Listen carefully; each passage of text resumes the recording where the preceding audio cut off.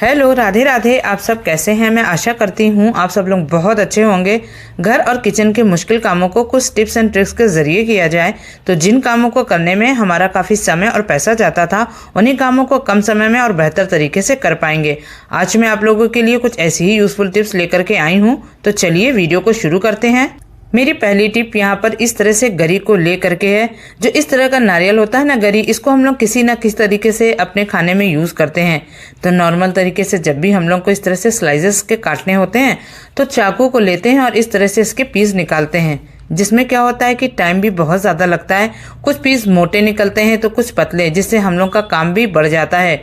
तो बहुत ही useful trick बताऊंगी। अगर आप इस तरह से स्लाइसेस काटती हैं गरी के कि पतली पतली इस तरह से हम लोग काट सके, उसमें ज़्यादा टाइम भी ना लगे और हम लोग का जो घंटों का काम है ना वो मिनटों में हो जाए, तो आपको ले लेना है यहाँ पे पीलर, जिस तरह से बहुत से लोग छिलनी भी बोलते हैं, जिससे हम लोग अच्छे से आलू को पील करते हैं जिससे उसका छिलका उतर जाए। तो बस आप इस तरह से जब गरी को निकालेंगी ना, इस तरह से इसके पतले पतले स्लाइसेस निकालेंगे तो बहुत ही ईजी तरीके से आप अपने काम को आसान भी कर पाएंगी।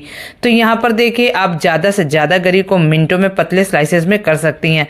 अगर हम लोग खाली चाकू लेकर के बैठते हैं, इस तरह से निकालते हैं, तो उसमें काफ़ी टाइम भी लगता है और हाथ कटने का भी डर रहता है। आगे से आपको अगर गरी ज़्यादा मात्रा में काटनी हो या थोड़ी बहुत भी काटनी हो तो इस तरह से आप पिलर का यूज़ करेंगी। इससे क्या होगी, जितने भी आप स्लाइसेस निकालेंगी ना वो एक जैसे निकलेंगे, कोई मोटा या पतला नहीं रहेगा। आप चाकू की जगह पिलर का इस्तेमाल करेंगे तो आपके घंटों के काम मिनटों में हो जाएंगे, जिससे हम लोग और भी अदर काम कर सकते हैं। तो ये बहुत ही यूज़फुल आइडिया है, तो आप इसको एक बार ट्राई करके ज़रूर देखिएगा।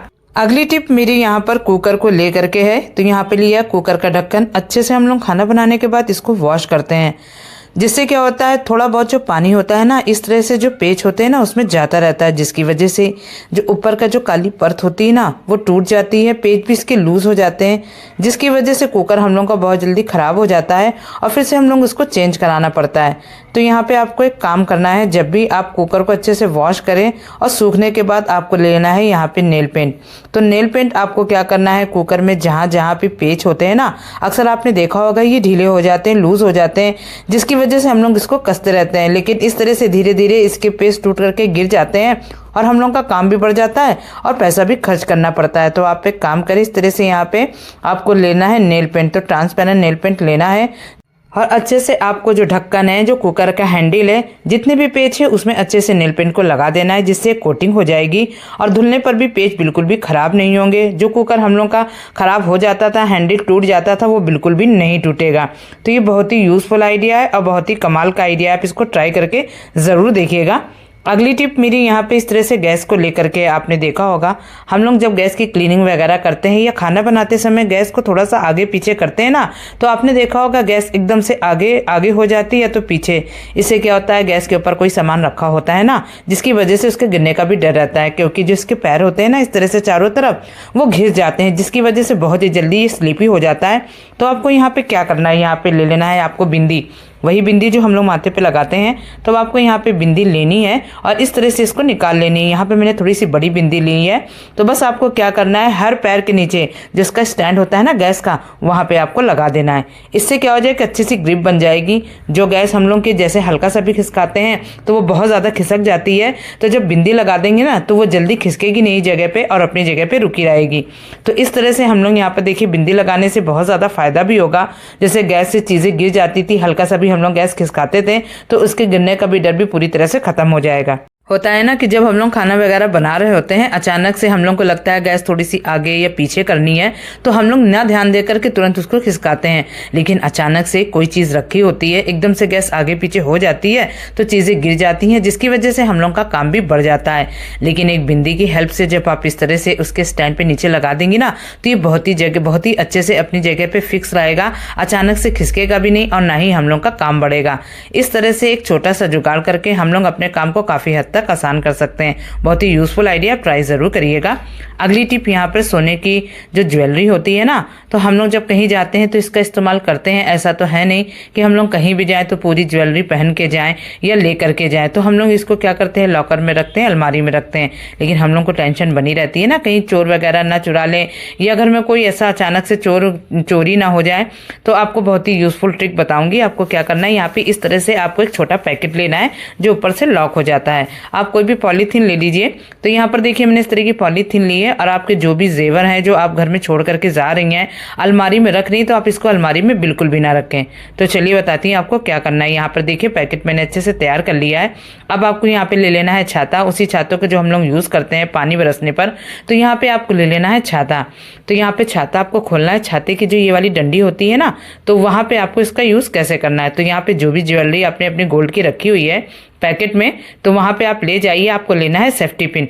तो आपकी ज्वेलरी जितनी भी अच्छे से इस पैकेट में आ गई है, यहाँ पे सेफ्टी पिन डालना है और जो ऊपर वाला पार्ट है ना छाते का, उसी में अटैच कर देना है। ईजिली हो जाता है, कोई दिक्कत भी नहीं होती है। आप छाते को चाहे खोलें या बंद करें, इसमें कोई भी दिक्कत नहीं होगी। तो यहाँ पर देखिए अच्छे से ज्वेलरी हम लोग की आ गई है। चलिए आपको दिखाती हूँ कि यहाँ पे छाता बंद करने के बाद भी ये बहुत ही अच्छे से बंद हो रहा है, इसमें कोई भी दिक्कत नहीं हो रही है। ये बहुत ही अच्छा आइडिया है। आप कभी बाहर जाती हैं, मैरिज या पार्टी शादी में जाती हैं, तो कुछ ही ज्वेलरी पहन के जाती हैं, रख करके ले जाती हैं, लेकिन जो थोड़ी बहुत ज्वेलरी होती है उसको हम लोग घर पर रख देते हैं। तो ये बहुत ही यूजफुल ट्रिक है। इससे चोरों को पता भी नहीं चलेगा कि ज्वेलरी कहाँ है। आप छाते को जहाँ भी टांग दे। अगर आप कहीं बाहर जा रही हैं, ट्रैवलिंग वगैरह कर रही हैं, आपको ज्वेलरी की चिंता है कि कैसे रखें, तो आप इस तरह से इसको छाते में रख सकती हैं। लेकिन एक चीज़ का ध्यान रखिएगा, छाता आपको ध्यान से अपने पास ही रखना है। तो यहाँ पर देखिए छाते को आपने अच्छे से बंद कर दिया है और जब आपको ज़रूरत हो ज्वेलरी की, जब आप लौट करके आती हैं, तो इजी तरीके से इसको निकाल भी पाएंगी, कोई भी दिक्कत नहीं होगी।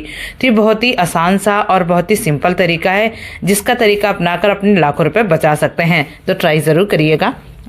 अगली टिप मेरी यहाँ पर सिंदूर को लेकर के है। बहुत से लोग इस तरह से गीला सिंदूर लगाते हैं, बहुत से लोग इस तरह से ड्राई सिंदूर का यूज करते हैं।